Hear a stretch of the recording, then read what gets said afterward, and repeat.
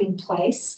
We work very closely at this point with the support coordinator, who we know has got many participants to support and many things that they have to do. So we're right there as a backup to make sure that everything goes smoothly.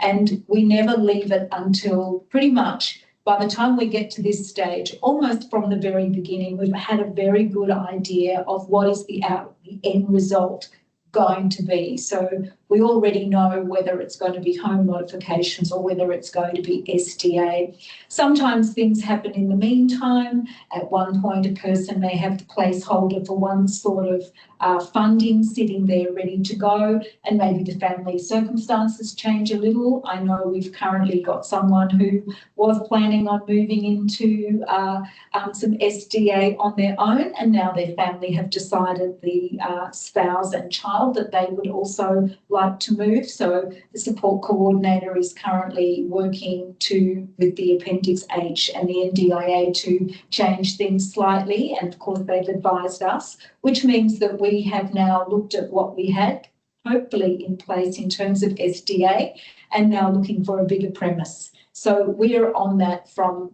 the very beginning, noting that things may change along the way, but our goal is to make sure that once the 90 days is over, the participant can move straight into the SDA. There is no break. Obviously, the last thing that anybody wants is any sort of hospital readmission, which we avoid at all costs. And yeah, that's my role then at that point, to be working closely with Alicia and the people that she's working with to make sure that everything goes smoothly.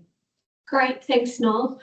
One of the shifts that we've seen at many stays is that oftentimes Alicia and the care navigators are able to transition a participant from hospital into an SDA home, utilising their MTA to give them an opportunity to experience the home.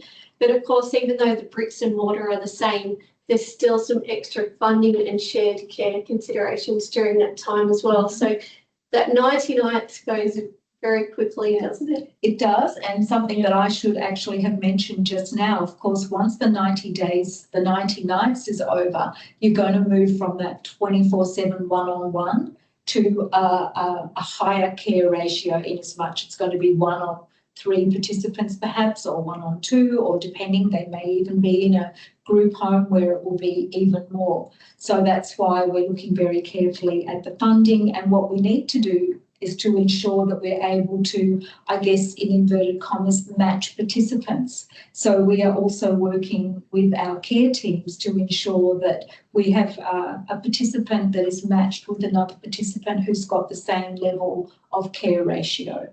So that is another component that needs to be taken into account. And again, we know about this pretty much from the beginning, so we can factor it into the conversations we have with our accommodation team and also with our care team.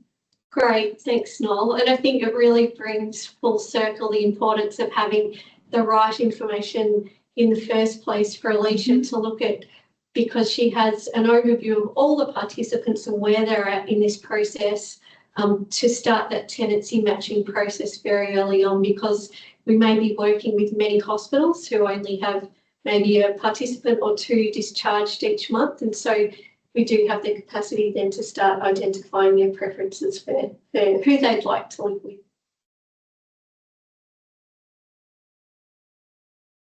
Thanks, Alicia and Noel. We've got some great questions being submitted at the time of registration, so we'll work through those, and Leah, we may have some more submitted during the session, so we'll just work through these now. The first question was from Kate regarding NDIS plan requirements for accessibility. We think what you're asking there is around the NDIS requirements for MTA accessibility. If not, please let us know. But within SDA, there are very clearly stated accessibility guidelines and building categories such as high physical support or improved livability, and they're aligned with the level of funding as well, but also the physical structure and features of a property. In contrast, MTA and also STA are not yet subject to those same accessibility levels. So at many stays, we several years ago developed our own criteria for helping to define the accessibility levels of a property to best align somebody with their accessibility needs, taking into account that this is extremely important to safely accommodate somebody, but it's not subject to any changes in funding unless somebody was living in a very remote location. Every MTA will be funded at exactly the same level, where if they're close to us in Melbourne or in a regional location. So please let us know if that helps to explain that. We're more than happy to help address the accessibility needs of your participant. Cass has asked, how do we go about organising the delivery and installation of personal AT, like a power bed or hoist, to the MTA if they have that at home and would like it to bring it across? Alicia, I think you're well placed to answer this one. Yeah, of course we get that a lot, and that's also a crucial part of getting everything move-in ready, especially from hospital to MTA. We find that most of the hospital discharges, the hospital actually funds some or if not all of the equipment. So we are then there to liaise with the property team to make sure the arrival is smoothly, everything is set up prior to the participant being discharged and moving into their home. Sometimes that also includes the OT just coming out again, or via video, making sure that everything is set up correctly. Great, thank you. Amy has asked about payments and transition plans, which is a great one for Noel, but I think Noel has covered a very brief overview of how the new funding periods work, and at our upcoming webinar we'll be working on this in greater detail. So we'll send you through the details of that. Please reach out if you have any questions relating to a particular participant that you'd like support with at the moment. Tiana is a specialist SC asking, when should I contact you about a new participant who has MTA in their plan? As soon as possible, please. Usually the more time we have, we can just make sure that all the checks are in place. I think we've made a name for ourselves that we are able to turn around discharges on a very tight timeline, but ideally if you have the time, do approach us early. That way we make sure that all the right supports are onboarded. We have time for carer training. We can have the additional viewing of a property. Just having that additional time is great if available. I think too, one other thing, it gives us an idea if something's coming up now, because we might have something that we know is coming up in the future. So it might not be available right now, but we know it's coming. So the earlier we know, we can sort of put a bit of a place in something that might come up. And also looking at new caskets, knowing this person will likely move out. There will be a spot free again, just not now, but it's coming up. We have it in our system, and we know this might be a good option for your participant. Great point. You're on this every day. Ahmed, my participant has a new plan and needs support. Can you help to recommend support workers? I think, Alicia, you touched on that, but maybe if you could just help to explain our process. Yeah, sure. As always, we offer flexibility. So we do support participants that already have supports in place. However, we are also aligned with highly trusted care teams that have proven to be incredible with tight timelines and hospital discharges. We've had incredible feedback over the last couple of months. So yes, absolutely, we can assist you, linking you up with the right teams. Just let us know, get in contact. Yeah, we're really happy to put you in touch with these teams, because if we're recommending them, it does mean that we've worked with them and they are vetted by many stays and they have gone on to transition and be chosen by the participant for their MTA care and to be their forever carer and care team for their care. So it's really wonderful feedback and ensures that continuity of care and the satisfaction of each participant for their individual needs. Noel, this is a question from Karen in the hospital. Once the participant moves from MTA, would MediStays have a role with SDA? Absolutely, many stays, because we would be assisting to ensure that the participant can move from one to the other. Once the SDA has all been put in place, everything is ready. Everybody, every box has been ticked, etc.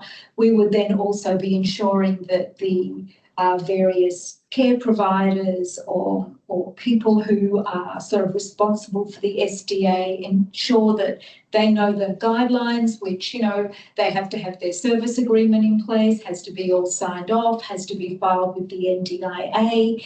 If for any reason an SDA recipient has been asked to pay an amount of money over and above what would be generally funded by the SDA, which is allowed as part of the operational guidelines, if they've maybe moved into an area at a higher level that's been funded, etc. All of this has to be documented and has to be submitted to the NDIA. So we will just ensure that they're aware of that and that everything has been done exactly as it should be to protect the participant. Great. I think we've got time just for one more quick question.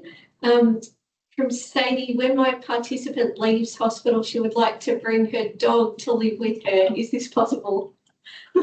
Well, we get all sorts of questions, don't we? Just like anybody. I mean, that's for a discussion between the participant and the family, perhaps, and the SDA provider, like any sort of agreement that you might have with someone when you're moving into a home that is to be I guess, rented, as long as it falls within the rules of the Residential Tenancies Act. But it's just a number of, there's many questions about that. Families visiting, dogs, cats, birds, everything. Excellent. So just to recap on the session today, we hope that you have learnt something new to help you in supporting participants that you are providing support for. We've reviewed building multidisciplinary teams to achieve optimal outcomes for participants and the role of the different members of the MDT in this transition from hospital into community and some practical transitions. So thank you for joining us, and thank you also for submitting those excellent questions. To reach out to us directly, you can visit our website, which has a range of resources there. You can browse some MTA. Please keep in mind that Ali and team are constantly onboarding new properties across Australia, so it's always best to submit individual requests for MTA to Alicia and the Care Navigator team via the rapid request form. Also, any specific requests for SDA can be submitted via the SDA as well. And we have our general contact details here. Our website address is medistays.com.au and our email and phone. So thank you for joining us, and we look forward to seeing you at the next session. Thank you. Thank you.